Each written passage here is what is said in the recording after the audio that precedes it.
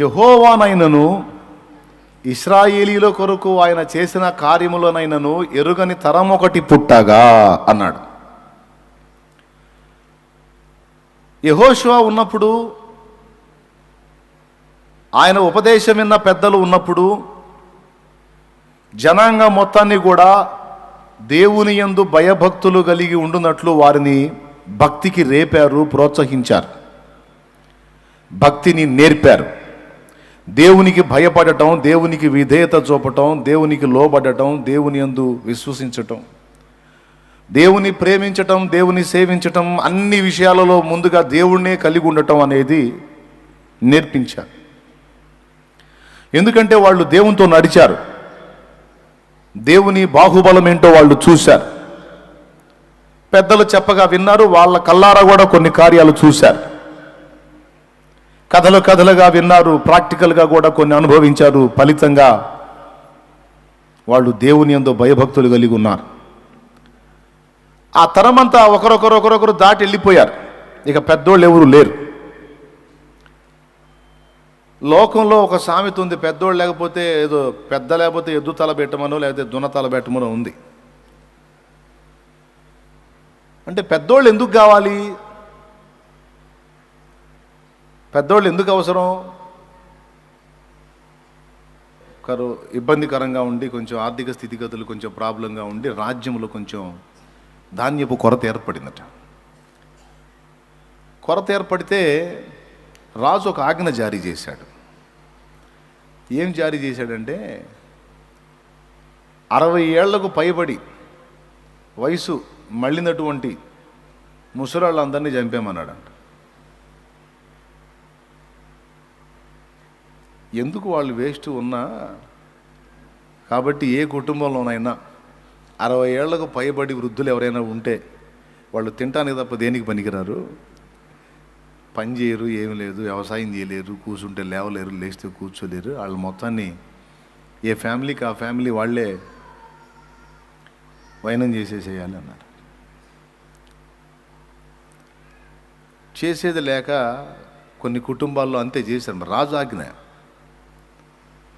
ఒక తండ్రి కొడుకు ఉన్నారు. ఆ తండ్రి పెద్దవాడయ్యాడు, 65 ఏళ్ళు 70 ఏళ్ళు వయసు వచ్చేసింది పాపం ఆయన. ఇక కొడుకు ఆయన్ని తీసుకొని పోయాడు, అరణ్యంలో ప్రాంతానికి తీసుకొని వెళ్ళాడు.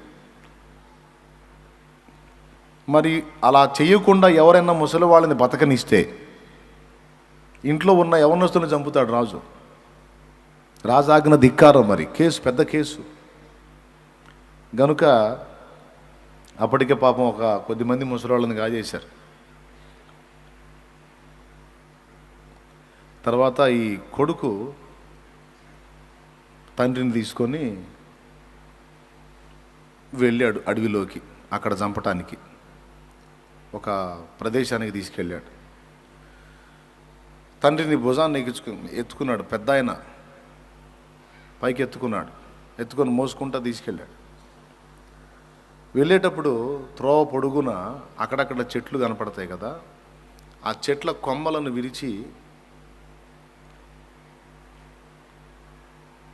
దారి పొడవునా వేస్తా వెళ్ళాడట ముసలాయన. అడవిలో దారి పొడవునా వేస్తా వెళ్ళాడట. ఈ ముసలోడు ఎందుకు ఈ పని చేస్తున్నాడో ఆ కుర్రోడికి అర్థం కాల. తీరా ఆడికి వెళ్ళిన తర్వాత, నానా రాజాజ్ఞ తెలుసు, నేను నిన్ను చంపడానికి తీసుకెళ్తున్నానని తెలుసు, నా చేతులు ఎలా తప్పించుకుంటావు, తప్పించుకొని రాజ్యంలోకి వెళ్ళి ఎలా బతుకుతావు, నువ్వు కొమ్మలు ఎందుకు ఎరగదీసేస్తున్నావో నాకు తెలుసు, నేను ఏ దారిని తీసుకొచ్చానో ఆ దారిని మళ్ళీ నువ్వు రావాలనేగా ఈ పని చేస్తున్నావు అన్నాడట. అప్పుడు తండ్రి కొడుకు వైపు నవ్వుతా తిరిగి చూసి అన్నాడట, కాదురా అన్నాడట. మరి ఎందుకు అంటే, నేను ఎటుగుడి చచ్చిపోతా, నువ్వు నట్టడివిలో తెచ్చావు, నేను ఎటుగుడి చచ్చిపోతా, నేనేం బతికి బట్టగట్టి ఇదేదో నాకు లేదు, చచ్చిపోతాను నేను. కానీ నా బిడ్డవి నువ్వు, ఇది క్రూర మృగాలు ఉండే అడవి, దారి తప్పావంటే ఏమైపోతావో తెలియదు, అందుకని నువ్వు తిరిగి ఇంటికి క్షేమంగా చేరడానికి, ఈ అడవి క్షేమంగా బయట దాటడానికి నీకు గుర్తులేశానయ్యా అంతే అన్నాడట. వాడి గుండె పగిలిపోయింది, గుండె జారిపోయింది. అబ్బా, చంపటానికి తీసుకొచ్చినా కూడా నా క్షేమాన్ని కోరాడే నా తండ్రి. బా, ఎంత దుర్మార్గం చేస్తానంటా నేను. మా నాన్నని చంపుకోవాల్సి వచ్చిందా, ఏంది ఈ పరిస్థితి అని ఏడ్చుకున్నాను. తండ్రిని పట్టుకొని ఏడ్చుకున్నాను. ఎందుకంటే చూడు, కొడుకు క్షేమంగా ఇల్లు చేరాలి, వాడికి ఏ ప్రమాదం కలుగు, వాడు నన్ను చంపినా పర్వాలా, వాడు బాగుండాలి. పితృవాత్సల్యం. ఇద్దరికి ఏడ్చుకున్నాడు, కొడుకు పట్టుకొని తండ్రిని పట్టుకొని. నిన్ను చంపటానికి వచ్చినా నా మీద ఎందుకు నాన్న నీకు ఇంత ప్రేమ అంటే, చంపటానికంటే నువ్వు కావాలని చంపుతున్నావయ్యా, రాజాజ్ఞ, లేకపోతే నా మీద నీకు ప్రేమ ఉండదా? పర్లేదయ్యా అంటే, నా వల్ల కాదు నాన్న, నిన్ను చంపలేను నాన్న నేను. సరే, రాజు ఒకవేళ అంతగా దుర్మార్గం చేసి నన్ను కూడా నీకోసం చంపితే చస్తా, ఇద్దరం చద్దాం అప్పుడే. నేను మాత్రం నేను చంపలేను నాన్న అని వెనక్కి తెచ్చేశాడు కొడుకుని. వెనక్కి తెచ్చిన తర్వాత తండ్రి ఎవరికి కంటపడకుండా రేయిజామును తీసుకొచ్చాడు ఇంటికి. తీసుకొచ్చి ఎవరికి కనపడకుండా, వెనకటి రోజుల్లో మచ్చులు ఉంటాయి కదా, మచ్చులు అంటారు, ఆ మచ్చు మీదకి ఎక్కించాడు తండ్రిని. పొరపాటును కూడా కిందకి దిగొద్దు, రేయిజామునే దిగాల నాన్న, నువ్వు అందరు నిద్రపోయినప్పుడు దిగాల, ఇక నీ కార్యక్రమాలు ఉంటే అప్పుడే, జనాలు సంచారం చేసేంతవరకు నువ్వు దిగడానికి లేదు. కనపడ్డావంటే మాత్రం వెళ్ళి చెప్తారు రాజుకి, చంపేస్తారు, మొత్తం కుటుంబాన్ని లేకుండా చేస్తారు, జాగ్రత్త అని చెప్పి. ఏం పర్లేదయ్యా ఉన్నాడు పైన. రాజ్యంలో ఉన్న ముసలాళ్ళందరినీ దాదాపు ఏరటం మొదలుపెట్టారు. ఈలోపు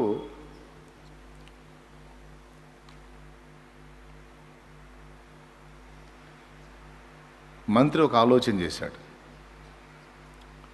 రాజుతో వెళ్ళి, నేను ఒక చిన్న ప్రశ్న చెప్తాను మహారాజా, అది రాజ్య పౌరులకు వేయండి.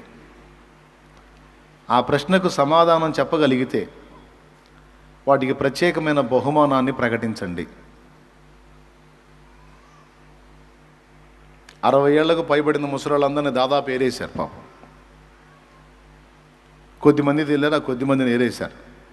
కొంత రాజ్యంలో బరువు తగ్గింది అనుకున్నారు. ఇక అంతా 60 కిందోళ్లే ఉన్నారు. వీళ్ళు కూడా 2-3 ఏళ్లలో 60 నిండిందంటే వీళ్ళని కూడా వేయటమే. పాపం వాళ్ళకి ఇంకా రోజు గడుస్తుంటే సావు దగ్గరికి వస్తున్నట్టు టెన్షన్ పడుతుంది మిగిలిన పౌరులకి. ఈ మంత్రి ఏం చేశాడు, నేను చెప్పినటువంటి ఈ ప్రశ్నను మీరు ప్రజలకు వేయండి, దానికి సమాధానం చెప్పినోడికి ప్రత్యేకమైనటువంటి బహుమానం ఇస్తానని ప్రకటించండి అన్నాడు.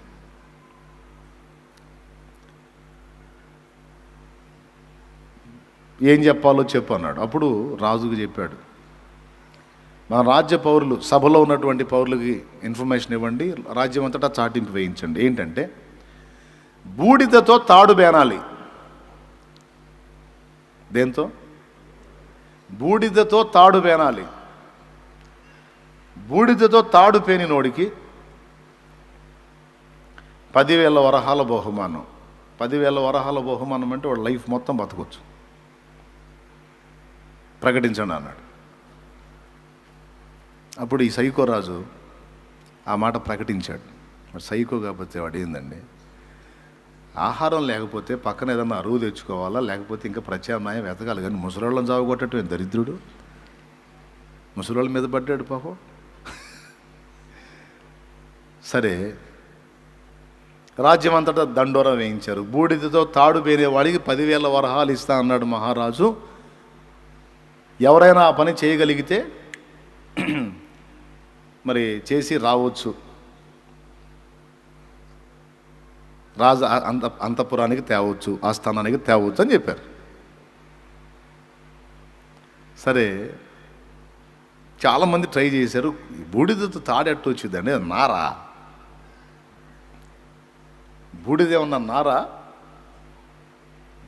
గోంగూర కాడతో చేయొచ్చు, జనపకాడతో చేయొచ్చు, వాటిని బాగా నారలాగా చేసి తాడు బేనొచ్చు.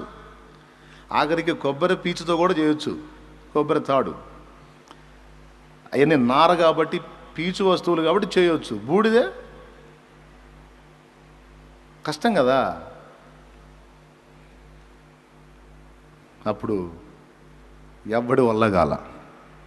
ఈ కొడుకు ఏం చేశాడు, ముచ్చు మీద తండ్రి ఉన్నాడుగా, ఆయన దగ్గరికి వెళ్ళాడు. నాన్న, రాజు దగ్గర ఇట్లాంటి ఆజ్ఞ వచ్చిందే, బూడిదతో తాడు పేని తెమ్మన్నాడు, అది ఎట్లా సాధ్యమైద్దే నాన్న అన్నాడట.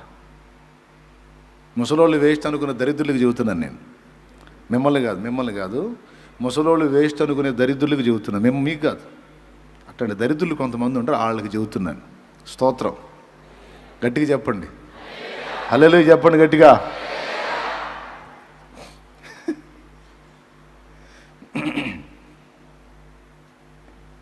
అప్పుడు ఆయన అన్నాడు, అది ఏముందయ్యా,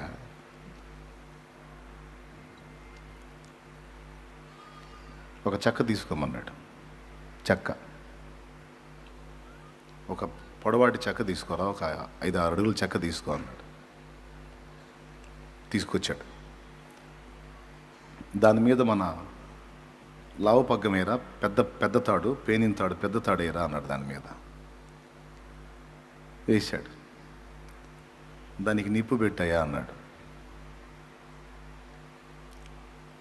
మొత్తం కాలి బూడిదయింది, కానీ తాడు షేప్ అలానే ఉంది. తాడు షేప్ అలానే ఉంది. తీసుకెళ్ళి చూపించిపోరా రాజుకు అన్నాడు. మీకు తెలుసుగా, ఎప్పుడన్నా మీరు నులక తాడు కాల్చారా? మీ ఇంట్లో ఒకవేళ నులక మంచం ఉంటే ఇవాళ పోయి దాన్ని కోసి ట్రై చేయండి. ముసలోళ్ళు ఉంటే కర్ర తీసుకొని బాతుతారు. వేస్ట్ తాడు ఏదన్నా ఉంటే నులక తాడు ట్రై చేయండి, కాల్చి చూడండి. అది కాలి అలానే ఉంటుంది. ఎవరికన్నా ఉందా అనుభవం? కాల్చిన ఉందా? ఆల్రెడీ ఆ పని చేశారు పనోళ్ళు. తీసుకెళ్ళి చూపించాడు. చూపిస్తే బిత్రపోయాడు మంత్రి. అసలు ఎవడురా ఇంత తెలియగలడు? చూస్తే నీట్గా బూడిద తాడిపోయినట్టుంది, ఇంకా దాన్ని అట్టేట అంటానికి లేదు. ఇది తాడు ఎట్లా అయింది అని అంటానికి లేదు. నువ్వేమన్నావు? బూడిదతో తాడు అల్లుకొని రమ్మని వెళ్ళాను. బూడిద తల్లితే ఎట్లుంటుంది? నీకు సౌండ్ లేదు, సచ్చినట్టు 10,000 వరహాలు ఇవ్వాల్సి వచ్చింది. దేవునికి స్తోత్రం. ఆ తర్వాత ఎంక్వైరీ పెట్టాడు. ఎంక్వైరీ పెట్టి రాజు దగ్గరికి వెళ్ళాడు. మహారాజా, మీరు గమనించండి,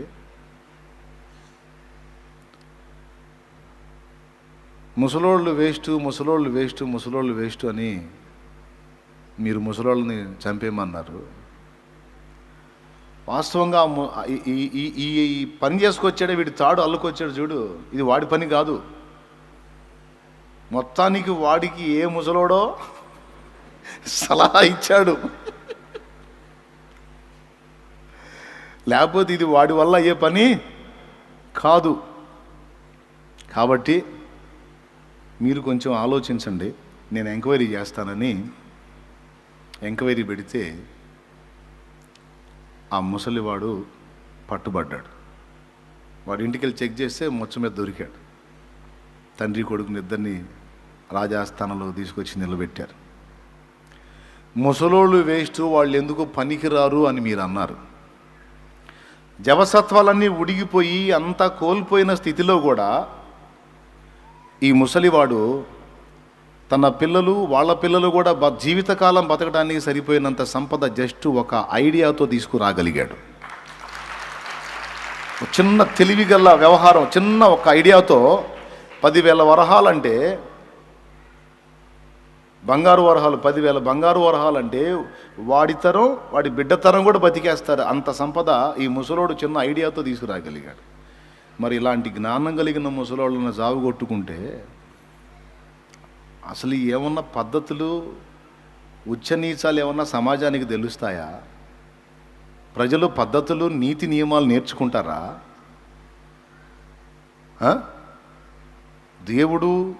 దేవుని భయం, క్రమశిక్షణ అనే వాళ్ళకి చెప్పేవాడు లేకపోతే వీళ్ళు అందులో ప్రయాణం చేయగలుగుతారా? హద్దులు లేకుండా తిరుగుతారు రాజా. కాబట్టి మీ ఆజ్ఞ చాలా రాజ్యానికి నాశనకరమైంది. అనుభవజ్ఞులు లేకపోతే పిల్లలకు దారి తెలియదు, సర్వనాశనం అవుతారు. కాబట్టి అనుభవజ్ఞులు కావాలి, పెద్దలు కావాలి. కాబట్టి మీ ఆజ్ఞను విరమించుకోండి అంటే ఇక ఆ దెబ్బతో రద్దు చేసి పడేశాడు ఆజ్ఞని. మహారాజు మన కనపడ్డాడు, మీరు బాగున్నారని అడిగాడు. బాగానే ఉన్నారు, వస్తున్నారు, కూటానికి అగ్గొట్టట్లేదని చెప్పాను. ఏమండి సరదాగా నవ్వుకుంటారని చెబుతున్నాను నేను. విషయం ఏంటంటే దీన్ని హాస్యంగా తీసుకోవద్దు. ఇక్కడ పాయింట్ ఉంది. ఇక్కడ ఇశ్రాయేలీయులకు దేవుడు చేసిన కార్యములను, అలాగే ఆయన అసలు ఏమై ఉన్నాడో, ఆయన ఔన్నత్యం ఏమిటో ఎరిగినటువంటి భక్తుడు, తన ఉపదేశం పొందిన భక్తులు, వ్యక్తులు, పెద్దలు మొత్తం పోయారు. పోయిన తర్వాత ఒక నష్టం కలిగింది సమాజానికి. ఏం కలిగిందంటే యెహోషువ తరువాతి తరాన్ని యెహోషువ ప్రభావితం చేసిపోయాడు. కానీ బాగా వినండి, యెహోషువ తరువాతి తరాన్ని యెహోషువ ప్రభావితం చేసిపోయాడు. కానీ యెహోషువ ప్రభావితం చేసిన తరము తమ తరువాతి తరమును ప్రభావితం చేయటం అనేది నిర్లక్ష్యం చేశారు. అర్థమైందా? తమ తరువాతి తరమునకు దేవుని భయమును, దేవుని కార్యాలను, దేవుడు ఏందో వారు పిల్లలకు నేర్పటం విస్మరించారు. తమ మట్టుకు తాము క్రమంగా నడుచుకున్నారు. కానీ పిల్లలు వాళ్ళ ఇష్టం వచ్చినట్టు నడవటానికి వాళ్ళని వదిలేశారు. వాళ్ళకు దేవుని భక్తిని కానీ, భయమును కానీ, ఆత్మీయతను కానీ, క్రమమును కానీ, క్రమశిక్షణ కానీ నేర్పల. వాగ్దత్త దేశంలో జీవితం, తినుము, త్రాగుము, సుఖించుము, ఎంజాయ్. కాబట్టి వాళ్ళు తమ మట్టుకు తమ భక్తిని కాపాడుకున్నారు, కానీ తమ పిల్లల్ని ప్రభావితం చేయలేరు. ఫలితంగా ఏం జరిగింది అంటే యెహోవానైనను ఆయన కార్యాలనైనను ఎరగని పనికిమాలిన తరం ఒకటి లేచిందట. లేచిగా వాళ్ళకి ఇష్టం వచ్చినట్టు చేయటం మొదలుపెట్టారు. అది ఇందాక నేను చదివించినటువంటి వచనం. అంటే పైన పెద్దలుగా ఉండి నడిపింపులను చెప్పకపోతే పిల్లలు ఎలా భ్రష్టుపడతారో, తెలియనోళ్ళు ఎలా తేడా పడతారో చాలా స్పష్టంగా ఈ వచనం మనకు సాక్ష్యం ఇస్తుంది. అక్కడ నుంచి మీరు న్యాయాధిపతులు చూస్తే వాళ్ళు తరచుగా దేవుని మీద తిరుగుబాటు చేస్తూ ఉంటారు. మళ్ళీ దేవుడు వాళ్ళని శత్రువులకు అప్పగిస్తూ ఉంటాడు. 8 ఏళ్ళు, 14 ఏళ్ళు, 18 ఏళ్ళు అట్లా వాళ్ళు బానిస సంఖ్యలలో ఉంటారు. తర్వాత మళ్ళీ వాళ్ళు మా పితరుల దేవుడు అయిన యెహోవా మమ్మల్ని కరుణించు అని మొత్తుకుంటారు. మళ్ళీ ఒక రక్షకుడిని లేపి ఒత్నియేలని, యెహూదని, ఏమండి, దెబోరా అని, సంసోన్ అని, గిద్యోన్ అని, ఏమండి, తర్వాత యొప్తా అని, అట్లా వీళ్ళు తేడా పడటం, వీళ్ళని శత్రువులకు అప్పగించటం, వాళ్ళు వచ్చి వీళ్ళని పచ్చడి చేయటం, తర్వాత వీళ్ళు మొత్తుకోవటం, మా పితరుల దేవా అంటాం. ఆయన ఒక రక్షకుడిని లేపి ఆ బంధకాల్లోంచి వీళ్ళని బయటికి తేవటం, ఈ తంతంతా జరిగింది. వీళ్ళకి చెప్పేవాళ్ళు లేక ఎంత దారుణం అయిపోయారంటే వాళ్ళని అసలు బానిస సంఖ్యలలోంచి బయటికి తీసుకొచ్చి వాళ్ళ పితరులని ఏ జనము ఎదుట చెయ్యని సూచక క్రియలను, మాత కార్యాలను వారి ఎడల చేసి విశ్రాంతిలోనికి వాళ్ళని తీసుకెళ్ళాడు, పాలు తేనెలు ప్రవహించే దేశంలోనికి. ఇలా ఇంత కష్టపడి పక్షిరాజు రెక్కల మీద మోసినట్టు వాళ్ళందరినీ మోసుకొచ్చి వాళ్ళని అక్కడ చేర్చిన వాడు జీవం గల దేవుడైన యెహోవా. కానీ వీళ్ళు మాత్రం కనానీయుల దేవతలకు మొక్కటం మొదలుపెట్టారు. కనానీయులు ఎవరు? వీళ్ళకి బానిసలు, వీళ్ళ కింద పనిచేసేటువంటి బానిసలు. ఎందుకు వాళ్ళు అట్లా అయిపోయారు? శాపగ్రస్తమైన వాటిని ఆశ్రయించి ఘోరమైనటువంటి హేయ కృత్యాలు జరిగించినందున వారు ఆ స్థితికి అప్పగించబడ్డారు. పెరిజీయులు, హివీయులు, హితీయులు, యెబూసీయులు, ఏమండి అమోరీలు, రకరకాల ప్రజలు ఉన్నారు అక్కడ. 7 జాతుల ప్రజలు అంటారు. ఈ ప్రజలందరినీ కూడా వెళ్ళగొట్టి వాళ్ళని బలహీనపరిచి, పోయిన వాళ్ళు పోగా ఉన్న వాళ్ళని వీళ్ళకి వెట్టి చాకిరీలు చేసే వాళ్ళగా వాళ్ళకి లోబరిచి ఇంత కథ చేసింది జీవము గల దేవుడైన యెహోవా.